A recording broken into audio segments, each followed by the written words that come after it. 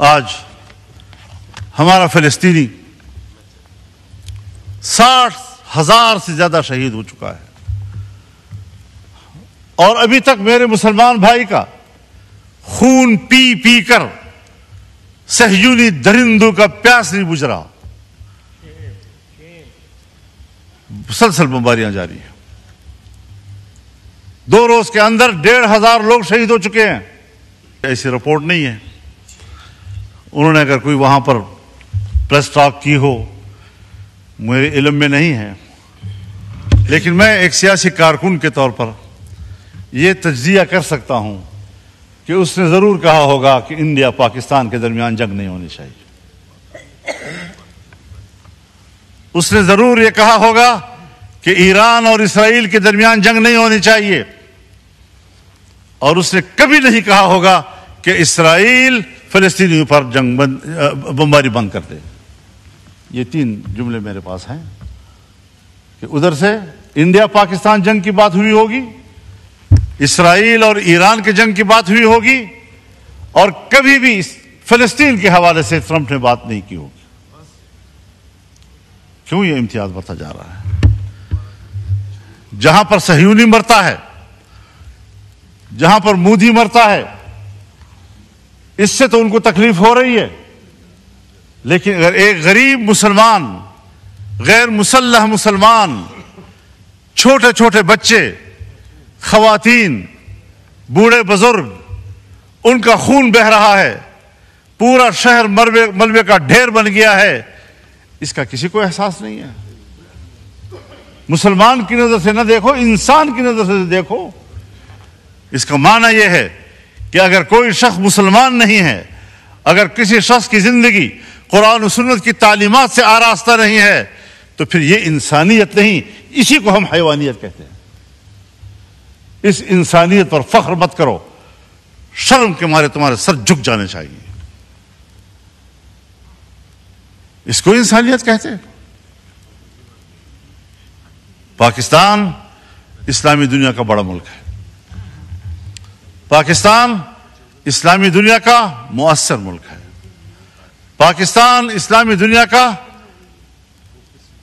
طاقتور دفاعی قوت ہے، پاکستان اسلامی دنیا کا ایٹمی طاقت ہے، پاکستان کے اندر وہ تمام صلاحیتیں موجود ہیں کہ وہ امت مسلمہ کی قیادت کرے۔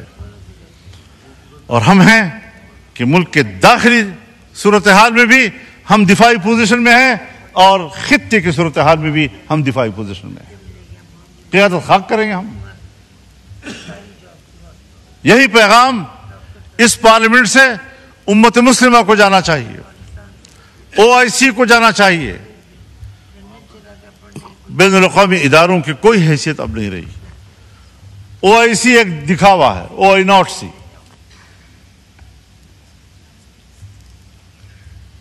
سلامتی کونسل 5 بڑے ممالک، ترقی یافتہ ممالک کی منوپلی ہے۔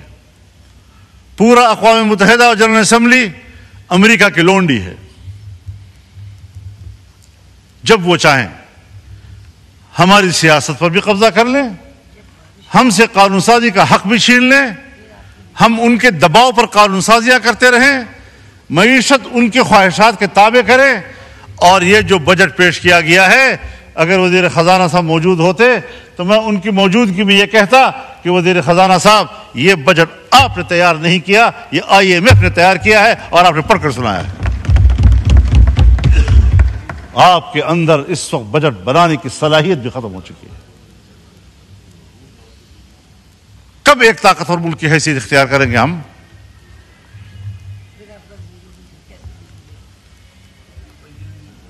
ایران اگر اسرائیل کو جواب دے رہا ہے تو ایران کے ہاتھ روکے جاتے ہیں۔ اگر پاکستان انڈیا کو جواب دیتا ہے تو پاکستان کے ہاتھ روکے جاتے ہیں۔ لیکن اگر وہ مسلمانوں کا قتل عام کر رہا ہے تو ان کو کھلی چھٹی دی جاتی ہے۔ ہندوستان کے مسلمان کا قتل عام ہوا اسی مودی کے ہاتھوں۔ یہ مسلم دشمن۔ اور میں ایک بات اور کہنا چاہتا ہوں دوستوں سے معذرت کے ساتھ کہ اس کو پاک انڈیا جنگ نہ کہا جائے، یہ پاک مودی جنگ تھی، کیونکہ پاکستان متحد تھا اور ہندوستان کی حکومت کو ہندوستان میں کوئی تائید حاصل نہیں تھی۔ وہ اکیلے ہندوتوا کارڈ کھیل رہا تھا اور ایک سرکار پاکستان پہ حملہ کر رہی تھی، اس کی اپوزیشن نے بھی ساتھ نہیں دیا، وہاں کی اقلیت نے بھی ساتھ نہیں دیا، وہاں کے سکھ نے بھی ساتھ نہیں دیا، وہاں کے مسلمان نے بھی ساتھ نہیں دیا۔ تو یہ صرف مودی کی جنگ تھی۔ تو جو اکیلے جنگ لڑے گا اور قوم ساتھ نہیں ہوگی تو یہ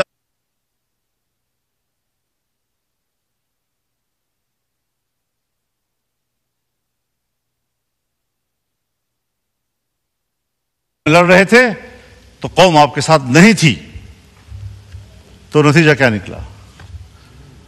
آج آپ لڑے اور قوم آپ کے ساتھ تھی تو نتائج کیا سامنے آئے؟ لیکن ہمیں خطے کی سیاست میں اس کے اچھے نتائج حاصل کرنے کی اسٹریٹجی بنانی ہوگی، سوچ سمجھ کر بنانی ہوگی۔ ہمیں خطے میں ایران کو اعتماد میں لینا ہوگا۔ ہم ایران کے ساتھ کھڑے ہیں اور پاکستان کو کھل کر کھڑا ہو جانا چاہیے۔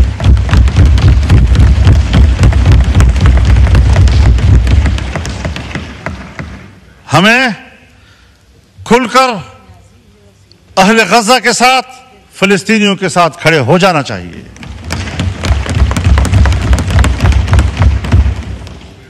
یہود ہنود یہ ایک ہے، وہ ایک دوسرے کے اتحادی ہیں۔ اگر فلسطین سے آگے لبنان پر وہ حملہ کر چکا ہے، اگر وہ شام پر حملے کر چکا ہے، پرانے قبضے ایک طرف، حال ہی میں جو اس نے شام کی دفاعی قوت کو تباہ کیا ہے، عراق پہ جو کچھ گزری ہے وہ آپ کے سامنے ہے، اس کے بعد ایران، اس کے بعد اب پاکستان۔ تو فلسطین، لبنان، شام، عراق، ایران اور اب پاکستان، اور پاکستان کی ایٹمی قوت کو تباہ کرنا ان کا ایجنڈا ہو سکتا ہے۔ ادھر سے ہندوستان ہمارے لیے خطرہ ہے۔ ہم خطے کے ممالک کے ساتھ انگیج نہیں ہو رہے، ہمیں وہ پالیسی بھی بنانی ہوگی۔ ہمیں اپنے دوست ممالک ہم سے دور ہوتے جا رہے ہیں، وہ گرم جوشی نہیں رہی ہے جو کسی زمانے میں تھی اور آج ہونی چاہیے تھی۔ تو ایسی تمام تر صورتحال میں جناب اسپیکر، ہمیں غور کرنا ہوگا اپنی پالیسیوں کے اوپر۔ بجٹ میں ممبران اپنے حلقوں کی بات بھی کرتے ہیں، اپنے علاقوں کی بات بھی کرتے ہیں۔ جناب وزیر اعظم نے ہمارے علاقوں میں جن منصوبوں کا خود افتتاح کیا تھا، آج اسی وزیر اعظم نے اپنے افتتاح کیے ہوئے منصوبوں کے فنڈ روک دیے ہیں۔ اب بتاؤ کس سے امید رکھیں؟ تو اللہ کے حاکمیت کے نیچے اس کی نیابت تو ہم کر رہے ہیں، ہمارے حکمران کر رہے ہیں۔ اسے کہتے ہیں اللہ کی نیابت، کہ ہم قانون پاس کریں،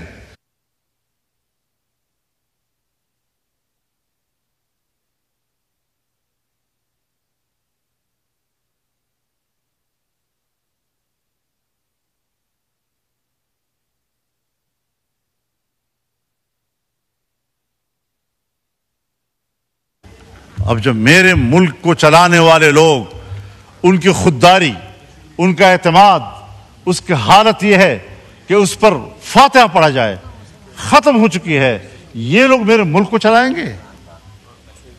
25 کروڑ کے عوام کے اس ملک کو یہ لوگ چلائیں گے؟